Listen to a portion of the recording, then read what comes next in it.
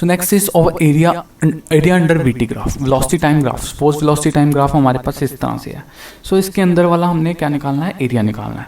So area ये क्या देता है हमारे पास, सो ये हमारे यहाँ पे हमारे पास रेक्टेंगल बन रही है। सो रेक्टेंगल का एरिया होता है length into breadth. So length की कौन सी होती है हमारे पास, एक रेक्टेंगल में लेंथ नीचे वाली होती है, तो नीचे क्या है हमारे पास टाइम है, एंड साइड वाली होती है ब्रेड्थ। सो ब्रेड्थ क्या है यहाँ पे हमारे पास वेलोसिटी है। सो ब्रेड्थ कौन सी है, वेलोसिटी है। सो वेलोसिटी को क्या लिख सकते हैं, displacement upon time. So time will cancel and you will obtain only displacement. So area under VT graph will gives, velocity time graph का एरिया हमारे पास क्या देता है, that gives displacement. So next is your non uniform circular motion. If a body moves in circular motion in equal interval of time, so अगर कोई body circular motion में है with uniform speed means equal distance in equal interval of time, so that is called to be uniform circular motion. ये same ऐसे ही है, बस इसका मोशन क्या होगा हमारे पास सर्कल में होगा। सो इसका एक्सप्रेशन भी निकाल सकते हैं। स्पीड हमारे पास होती है distance upon time. So distance कितनी ट्रैवल की, इसकी जो हमारे पास सर्कमफ्रेंस के बराबर, circumference of this circle is 2πr। So uniform circular motion का जो एक्सप्रेशन होगा that is 2πr upon T, that is the required expression. So next आ जाता है क्वेश्चन ऑफ मोशन, ये हमने पढ़ी हुई है। v is equals to U plus A T, V square minus U square is equals to 2as। Third is S is U T plus half A T square.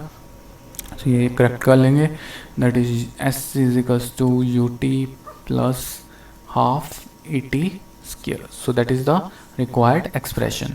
So next is your relative velocity. Relative velocity क्या होती है, the velocity of one object in comparison to another।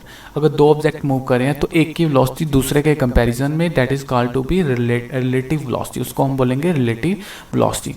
So when first इसमें case बनेंगे हमारे पास, when object moves in same direction, अगर object same direction में move कर रहा है। सो सपोज हमारे पास यहाँ पे दो ट्रेन्स हैं, that is train A, it is moving with velocity va, second is train b moving with velocity vb। so same direction में मूव कर रहा है, तो नेट वेलोसिटी क्या आएगी, नेट वेलोसिटी हमारे पास, नेट वेलोसिटी हमने सब्ट्रैक्ट करेंगे। अगर va की वैल्यू ज़्यादा होगी तो यहाँ पे हमारे पास नेट वेलोसिटी की वैल्यू क्या कितनी होगी हमारे पास, दोनों को सब्ट्रैक्ट करके, that is the required net velocity. So अगर वी ए की वैल्यू ज़्यादा होगी तो V A minus V B, अगर वी बी की वैल्यू ज़्यादा होगी तो वी बी माइनस वी ए।